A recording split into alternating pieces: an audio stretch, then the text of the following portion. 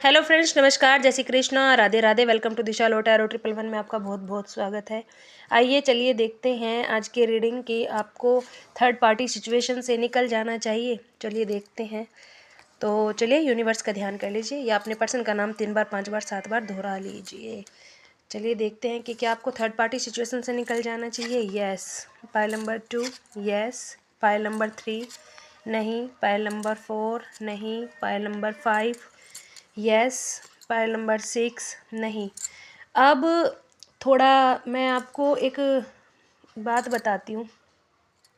Third party situation में निकलना या उसमें आना, कोई इंसान नहीं चाहता कि किसी तीसरे पर्सन की वैल्यू बढ़ाकर अपने आप को उस रिलेशन में डाल दें।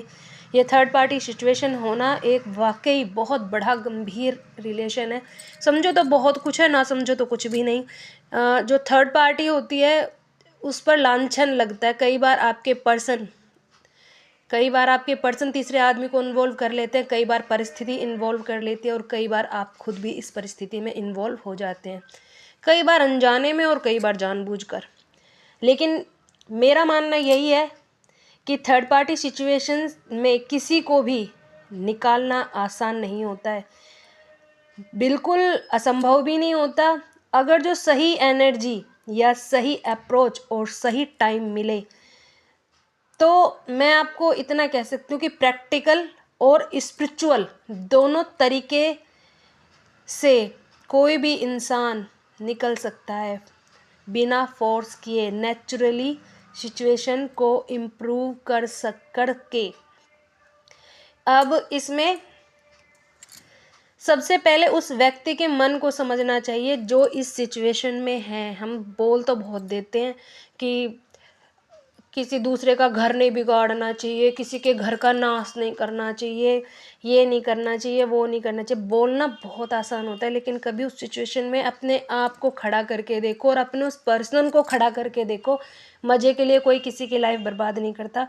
ये कभी कभी तीसरा व्यक्ति भी सिर्फ अट्रैक्शन के कारण ही लाइफ में आ जाता है। कभी इमोशनल वीक, कहते हैं ना कि भाई इमोशनल वीकनेस के कारण दूसरी लाइफ में आ जाता है, कई बार लॉन्गनेस के कारण और कई बार ईगो और गुस्से के कारण। वजह कनेक्शन में होती है, इंसानों में नहीं। कई बार होता है ना कि जैसे कि सिर्फ हमें कोई पसंद आ गया तो उसे अपनी लाइफ में लाने के लिए धरती आसमान एक कर देते हैं। कई बार हम इतने दुखी होते हैं कि कोई हमारा हमदर्दी से, जैसे कि आपने देखा होगा कि कई बार फिल्मों को उदाहरण देती हूँ। जैसे कि आपने देखा होगा कि एक हीरो और 2 हीरोइन होती हैं, एक नॉर्मली फ्रेंड होती है और एक लव लाइफ होती है उस लड़के की।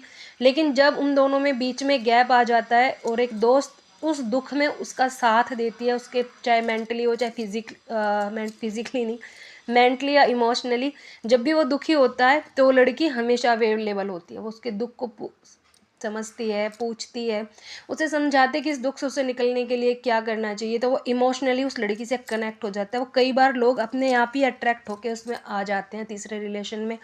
कहना बहुत आसान होता है, इसीलिए बस उस व्यक्ति को जज नहीं करना चाहिए। मेरा मानना है कि जज नहीं करना चाहिए, बस समझना चाहिए कि सिचुएशन ऐसी क्या थी और ये क्या हो गया इसके साथ। निकलने के रास्ते ढूंढने चाहिए, लड़ने के या किसी को बद्दुआ या बकवास करने का नहीं। और हाँ, एक बात और, ये जो थर्ड पार्टी रीडिंग में लोग कमेंट भेजते हैं ना कि वो भी मर जाना चाहिए, वो भी मर जानी चाहिए, उन दोनों को उनका कर्म मिल जाना चाहिए। भाई तुम बद्दुआ देकर क्या कर रहे हो? तुम खुद अपने ब्लॉकेज क्रिएट कर रहे हो। अरे आप इतने अच्छे हो, आपने उन दोनों को उनके कर्मों पर छोड़ दिया, आप रिलीज हो जाओ। आप क्यों उनके कर्मों में इन्वॉल्व हो रहे हो? देखो, आप अच्छे लोग हो, अच्छे रहो, दूसरे को करने दो जो कुछ जो कर रहा है। कर्म फल यूनिवर्स हमें यहीं देता है, यहीं मिलता है कर्म। अच्छा करोगे तो अच्छा, बुरा करोगे तो बुरा। देखिए, मैं तो आपको यही सलाह दूंगी, जो एक उपाय कर सको तो इमेजिन कीजिए आपके और आपके पर्सन के बीच एक गोल्डन लाइट है और तीसरा व्यक्ति धीरे धीरे उस लाइट से बाहर जा रहा है। ये एनर्जी डिटैचमेंट बहुत पावरफुल होती है। आप दोनों के बीच में जो थर्ड पर्सन देखिए मैरिड लोगों के लिए बता रही हूँ, जो कि मैरिड लोग हैं उनके बीच में जो थर्ड पर्सन है जो इन्वॉल्व हो गया है, उसे भी समझना चाहिए, आपको भी समझना चाहिए। कई बार होता है कि थर्ड पार्टी निकलना चाहती है लेकिन उनके पर्सन उन्हें निकलने नहीं देते। इसके साथ साथ डिटैचमेंट बहुत पावरफुल रेमेडी है, ये डिटैचमेंट बहुत पावरफुल होता है। उसके साथ साथ थर्ड पार्टी मोस्टली तब आती है जब हमारे हार्ट चक्र डिस्टर्ब होते हैं, इमोशनल और कंफ्यूजन बढ़ जाता है। अगर जो आप कर सको तो हर रोज 2 या 3 minute green heart light imagine करें और बोलें our connection is heal and protected. इतना कर सकते हो तो कीजिए। जब व्यक्ति वापस आना चाहता है ना बिना नुकसान पहुंचाए, कोड कटिंग का तरीका बता रही हूँ मैं आपको। इसे इमेजिन करें कि आपके पर्सन और थर्ड पार्टी के बीच एक कमजोर धागा है और गोल्डन सोर्ड से धीरे धीरे काटा जा रहा है एंजल्स के द्वारा।